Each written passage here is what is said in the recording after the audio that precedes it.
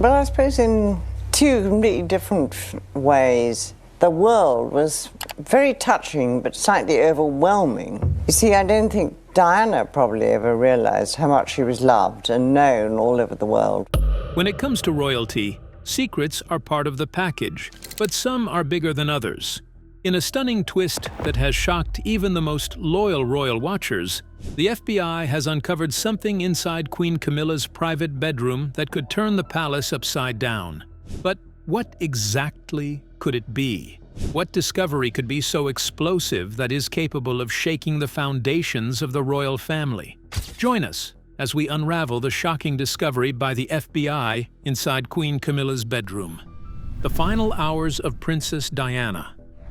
It was the night of August 30th, 1997.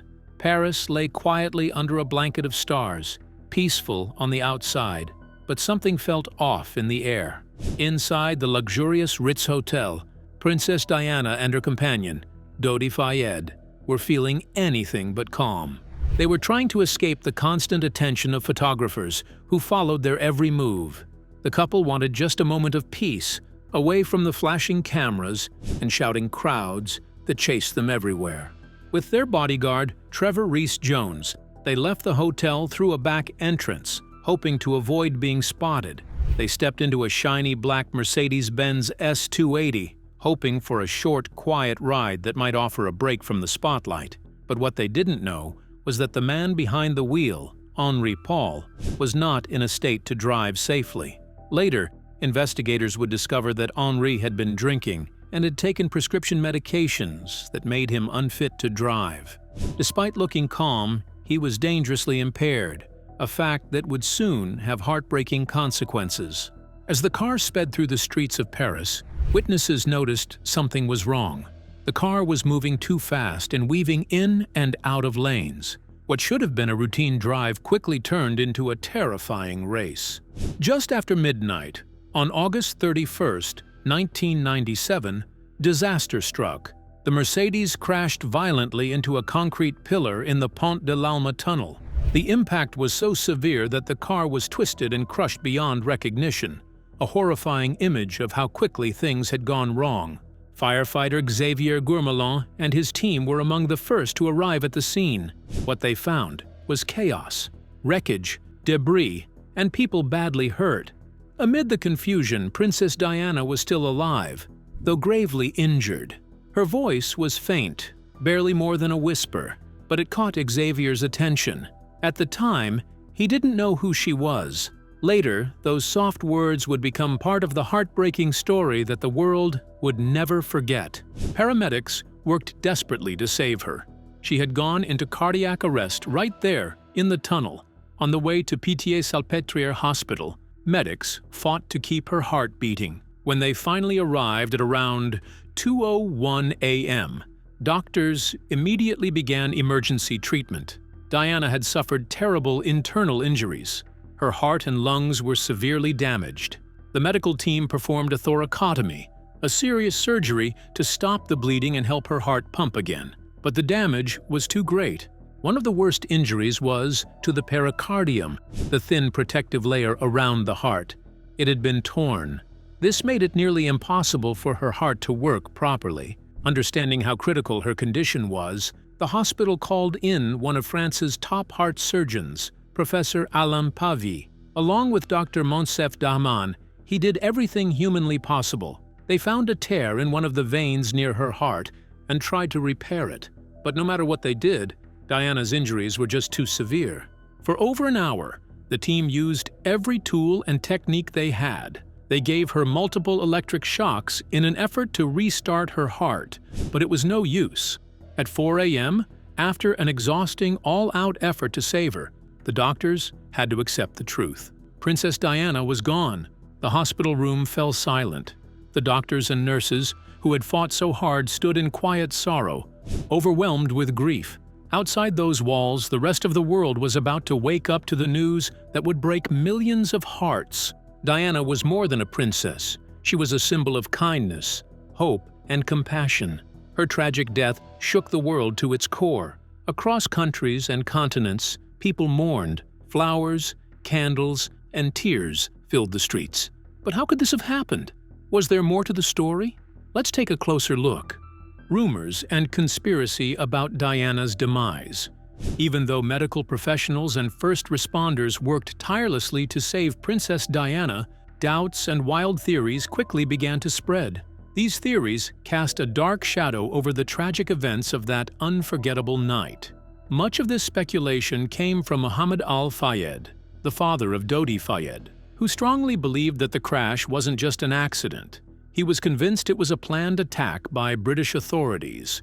According to him, both his son and Diana were deliberately targeted, and he wasn't shy about publicly accusing the British government of being behind it all. His bold statements fueled the growing controversy, turning a moment of grief into a whirlwind of suspicion.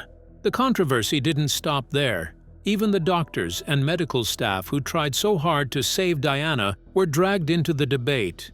Dr. Monsef Daman, who had been leading the medical team that night, found his actions being closely examined. The pressure to explain what happened mounted, and the conspiracy theories only got more complex. In response to the rising questions and theories, the British authorities decided to launch an extensive investigation. In the early 2000s, this became known as Operation Paget, led by Lord John Stevens, the former chief of the Metropolitan Police. The goal of the investigation was simple but crucial: to uncover the truth about what had really happened that night, investigate the circumstances of the crash, and address the growing claims of a cover-up involving Diana's medical care. The investigation was thorough. Lord Stevens worked hand-in-hand with a leading British forensic pathologist, carefully reviewing every detail. They analyzed witness statements, studied the crash site, and examined medical records. This was also a chance for Dr. Daman and his team to defend their actions.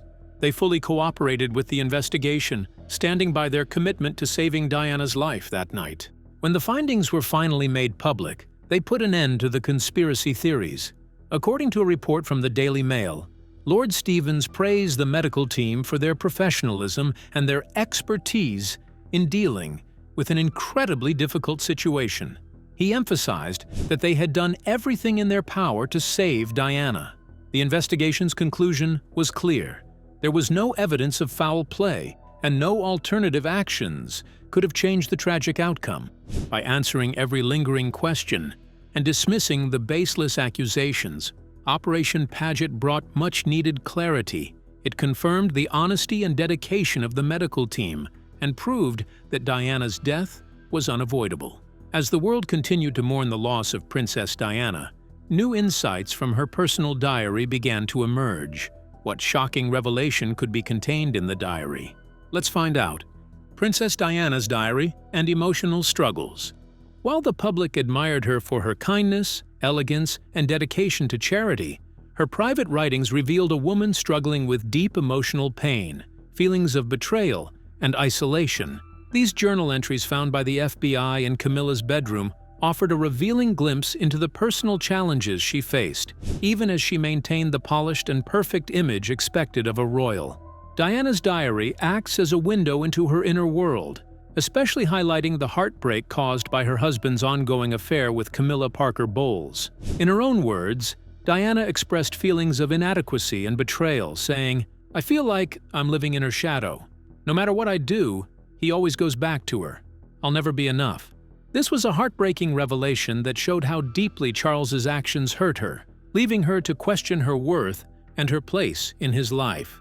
As the affair became more widely known and undeniable, Diana's pain and resentment grew. Her diary captured moments of despair, where she felt trapped in a loveless marriage, bound by royal duty to uphold a public image. "I'm suffocating in this life," she wrote in one particularly emotional entry. "Everyone expects me to just smile and wave, while inside I'm falling apart. How can I pretend everything is fine when my husband is in love with someone else?" Diana's anguish wasn't just emotional. It also affected her mental health. She openly recorded her struggles with depression, bulimia, and even thoughts of ending her life. Her writings tell the story of a woman who felt alone, unsupported, and isolated, even in her darkest moments. One painful entry describes Diana standing at the top of the staircase at Kensington Palace, contemplating an escape from her unbearable pain. "I thought about just letting go," she admitted, revealing the overwhelming depth of her sorrow. Her eating disorder, bulimia, became a way to cope with the constant pressure and emotional turmoil she faced. "It was the only thing I could control," she confessed, as everything else seemed to be falling apart around her. Charles's harsh remarks, such as criticizing her weight, only deepened her insecurities. "I felt like nothing," she wrote. "No matter how hard I tried, I would never be good enough for him." In the absence of any real emotional support, Diana's pain grew more intense. She expressed how her cries for help were dismissed as dramatic outbursts rather than genuine pleas for comfort. "They don't care," she wrote. "They think I'm being dramatic, but they don't understand how much I'm hurting." This neglect increased her isolation, forcing her to confront her struggles largely alone. Yet despite these hardships, Diana's diary also reflected moments of strength and resilience. Even in the face of heartbreak, depression, and an eating disorder, she refused to let these struggles define her. "I'm not going to let them break me," she wrote in one entry. "I'm stronger than they think." Diana's writings also hinted at her fears for her safety in the years leading up to her tragic death. She shared a chilling belief that someone close to her ex-husband might harm her or stage a fatal accident.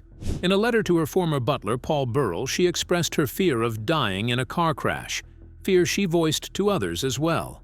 These diary entries, though deeply personal, offer a poignant and heartbreaking portrait of a woman who, despite her fame, was very much human in her struggles. They show not only the depths of Diana's pain, but also the incredible strength she displayed in the face of immense adversity. Princess Diana's life was filled with complexity, and her relationship with the royal family was far from simple. After her death, her legacy grew even stronger, especially as her sons, William and Harry, became prominent figures within the royal family. Yet, the days following her death revealed the deep divide between Diana and the monarchy. The royal family's cold, silent response to her passing stood in stark contrast to the public's outpouring of grief. The lack of emotion from the royals seemed to highlight the tension that had always existed between Diana and the institution she represented. This tension wasn't new. Long before her divorce from Prince Charles, Diana's relationship with the royal family was rocky. Her charisma and ability to connect with the public often overshadowed the Queen herself, causing friction within the royal household. Diana's refusal to conform to royal traditions further deepened this divide.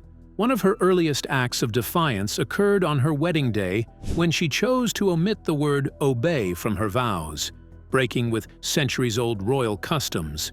Instead, she pledged to love, comfort, honor, and keep Charles, signaling that she would embrace her role on her own terms.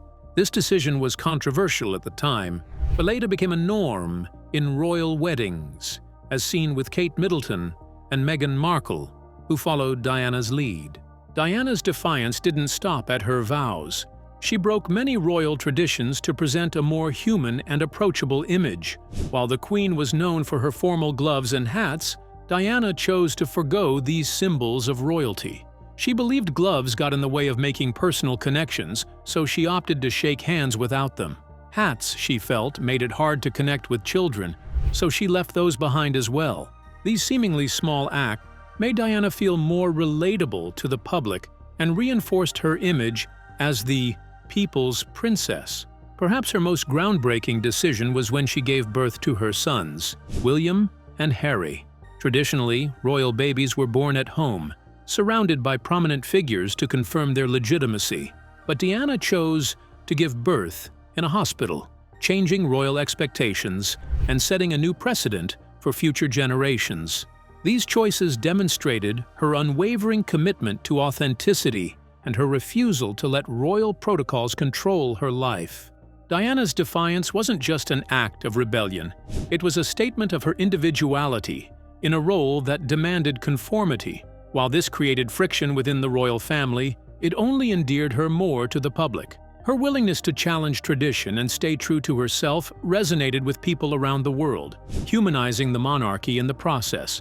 Diana's legacy lives on, a testament to the power of remaining true to oneself, no matter the obstacles. But what exactly was Diana's legacy? Let's find out. Princess Diana's legacy and impact.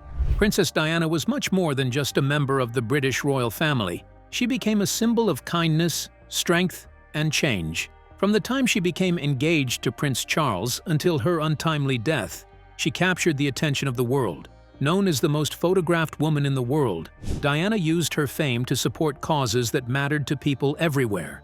Despite the difficulties of her troubled marriage, her grace, charm, and unwavering commitment to charity made her one of the most beloved figures in royal history. Diana's life was filled with challenges, but also with incredible achievements. Biographer Sarah Bradford revealed that the strain of her marriage, including constant criticism from Charles, often left her feeling hopeless. Yet Diana's popularity only grew while Charles's public support began to wane. Her private secretary, Patrick Jeffson, described her as a hard-working, organized woman who was deeply devoted to her children. Those who knew her saw a mixture of love and vulnerability that made her relatable to millions. Though she was shy at first, Diana eventually became a powerful figure in the royal family, breaking taboos by openly discussing her struggles, including her eating disorder. This helped shine a light on important mental health issues. Journalist Tina Brown noted that Diana had a special ability to connect with others using her influence to make a real difference. Whether she was comforting the sick or supporting underrepresented groups, Diana changed the way the royal family engaged with charity work. She focused on making personal connections rather than following traditional royal protocols. Her relaxed, approachable style stood out in the stiff, formal world of royalty. She often preferred to shake hands or give hugs without gloves. HIV does not make people dangerous to know, so you can shake their hands and give them a hug. Heaven knows they need it. Making the royal family feel more down to earth. Eugene Robinson, a journalist, described Diana as a vibrant, compassionate, and glamorous figure, someone who brought a fresh, new energy to the royal family. Her separation from Charles allowed her to find her own voice and carve out a path that was uniquely hers. When Diana passed away in 1997, the grief felt worldwide was unlike any other.